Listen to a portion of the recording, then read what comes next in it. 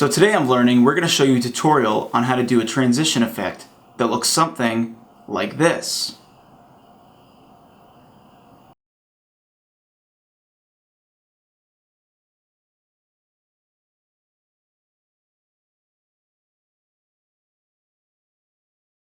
Learning with Bobby and Brent. Okay guys, so what you saw at the beginning of this video was a transition effect where something that was sort of out of focus in the front of the camera went by the screen, and we made it so that as it moved by the screen, the transition sort of followed that object. Yeah, it was kind of like a makeshift wipe effect. Yeah. But with something in camera, so you kind of combining like a wipe transition with an in-camera effect, sort of. Yeah, exactly. Yeah. It's really cool. A lot of TV shows do it. A lot of movies do it. It's a really sweet effect. You know, sometimes you'll see that effect if you're sort of in one shot and then you move maybe through a wall or a floorboard. It'll sort of do that effect. Yeah, and it kind of shows you like it's kind of like a visual language to show you just like a quick passage from one area to the next, like either in time or in location. So rather than actually watching us drive all the way through wherever this is we're driving, you can kind of just quickly get to the next important place. Yeah, and it looks really cool, and it's a really organic, natural way of sort of making the shot progress. Yeah, and kind of just letting you know we're moving on to something else, you know? Yeah. So let's show you how to do that. Yeah. So what we have here is the raw files of the clip we showed you earlier, where the shot sort of exists without the transition. So it's a little bit of a longer shot. There's this building here, and some signs are going by, and they're out of focus. And you'll notice that there is a pole right here. We're going to make that the basis for our wipe transition. Cool. So how do we do that, Brent? That's a good question. I think where we're going to want to start is by using a mask. Yes, you're right, Brent. You're right. You're right, Brent. So yes, we have to create a mask. So you might not know what a mask is. Basically, a mask is where you can trace a shape into a video or a picture using Premiere Pro, and it will only reveal what is inside the mask, or vice versa. It will take away what's inside the mask. Okay. So we'll show you visually here. Sure. So we're going to start by making a mask right about here. And we're going to want to select the video that's on the top layer. Okay. Because actually underneath this video we have another video, which is going to be the video that we reveal. Oh, okay. Yeah, nice. So we're going to reveal this video as this moves across the screen. Cool. What's going to happen here is we're going to go over to our video effects over here, and we have some lumetri color and some vertical and horizontal flips, but that's not important. And so we have to go up to our opacity right here. So what you can do is if you select one of these shapes, the rectangle or the circle or the pen tool, that will allow you to create the mask. So in this tutorial, we're going to use the pen tool because we're going to need to manipulate it as the shot goes by. Okay. So we'll select that pen tool right there, and what you can see is that it's created mask 1. Now, if you were to make a mask and then do that again, it would create more masks. But we're going to recommend that you stick to one mask for this video. Okay. So what we're going to do is we're going to take our pen tool. We're going to select basically everything from this point down here to the left of the screen. So we're going to try and make it pretty simple. We'll do 4 points. And now you can't make the mask off the screen, but you can then drag it off the screen if you need to. So that's what I recommend. So you don't have any extra stuff there at the top showing through? Yeah, you don't want anything extra showing through at all. You want it to be nice and crisp on the edges there. Okay, so Bobby, one thing I'm noticing right now is it seems like we kind of have the opposite of what we want happening right now. We're seeing all this stuff on the left, but when we really want to still see the stuff on the right. Why is that? Right, that's a good question, Brent. So basically what's happening now is I've created this mask over on the left side. Okay. And so it's masking everything outside of it. So we're going to want to invert that mask so that it masks everything inside the shape. Oh, okay. So if we go over here, there's actually a little button right here that says invert. Oh, yep, there it is. So we're going to select that button. Boom. And it switches it right over. Perfect. Okay, so now what we're going to want to do is we're going to select this circle right here on the edge of this line. and we're going to drag it out to the right a little bit. So now what we've done is we've sort of created a feather effect. Right. And that sort of is going to make it so the mask blends out and in.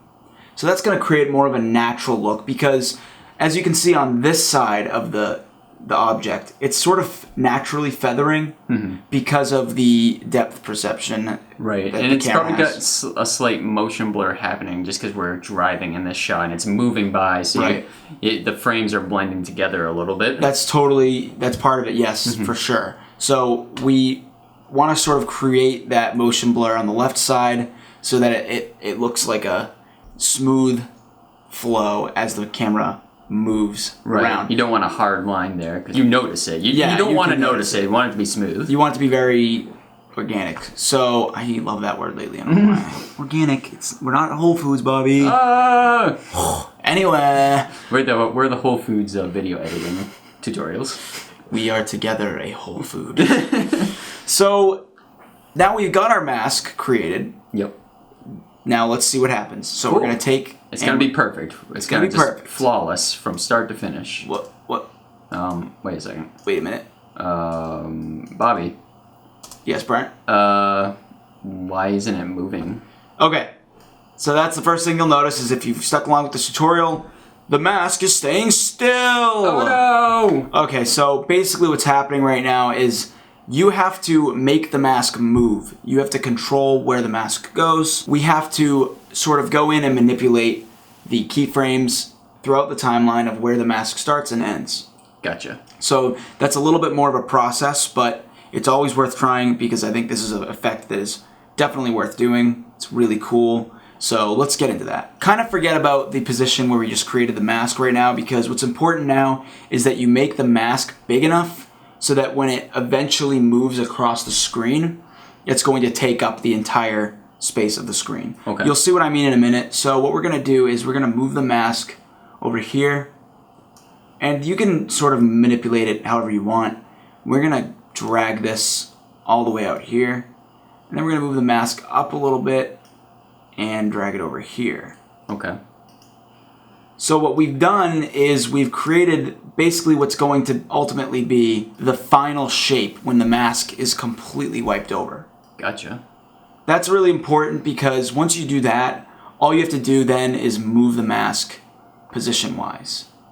But now that the sort of size of the mask is where it needs to be in the end, all we have to do is move it. So there won't be any more manipulation of the nodes unless we need to change it for something specific. All right, so let's look for the point in the timeline in which the object comes into the screen. So that's about right here. So now is the really important part is we need to create a keyframe. So if we go into our effects over here and select mask path, what that's going to do is it's going to set a point in the timeline at which the mask knows where it's being positioned. Okay. And you can also adjust the shape this way too. But basically it's just telling Premiere Pro that the mask should be here and should look like this at this point in the timeline.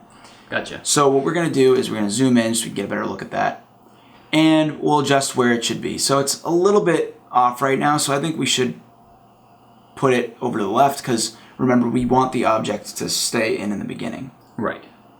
So we're going to find a point where the object is fully in and starts to show a little bit of blue over here on the left. You can see a little blue right there. Yeah, so let's drag a little bit of this in and see if we can line it up how we want it.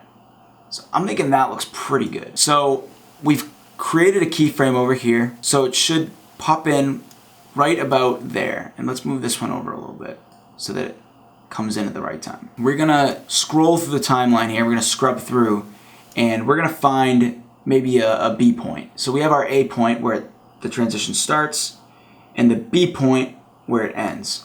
So we have our B point, we're gonna take the mask, that little hand tool, and we're gonna drag it all the way over here. So that should be the end of the transition. And you see Premiere creates a little keyframe for you, which is a really nice feature.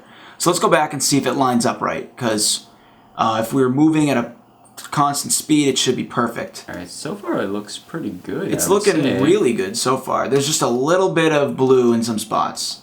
Right. So what we can do is at any point within those two keyframes, we can sort of just adjust it so that it looks better. So maybe right here there's a little bit too much blue. You can drag it in a little bit.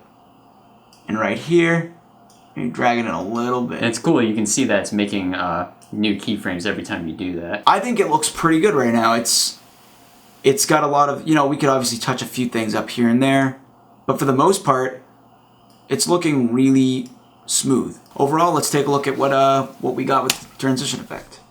Nice. Yeah, so it reveals as the objects go by. It starts to show us our next scene and reveal our next scene. That's a really cool effect. I think so too. I think it's really fun to do because it's fun to sort of trace masks so you can play with them, and and there's a lot of creative things you can do, and it's a really like cinematic effect too. It really is. It really kind of like captures your attention. Like, ooh, that was cool. Yeah, there's something about it that just makes you feel like you don't expect the shot to turn into a new scene, and you could sort of get to surprise the viewers. Yeah. And I know that, you know, I'd love to do this a lot more. So now you know.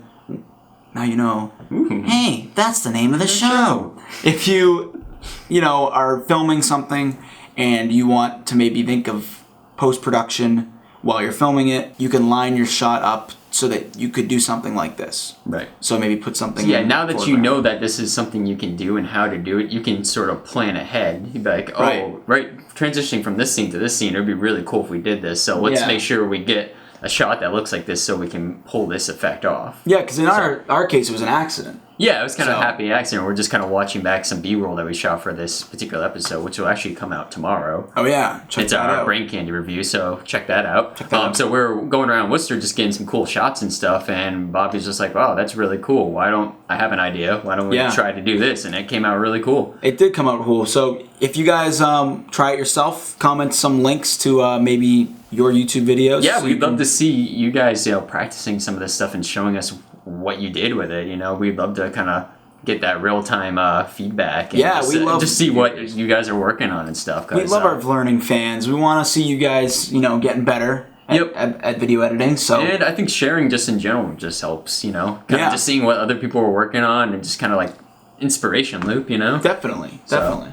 I agree. So smash that like button if you can. It actually will share our video with some other editors out there looking to learn some cool new tips. And stay tuned, subscribe to our channel. We've got lots of cool video editing tutorials as well as future tech videos. We do a lot of Tesla videos too. Including our Tesla Time News, which comes out every Tuesday. And In-Depth on Mondays, so check those out. All right, guys. See you next time. Learning with Bobby and Brent. Brent, you're right.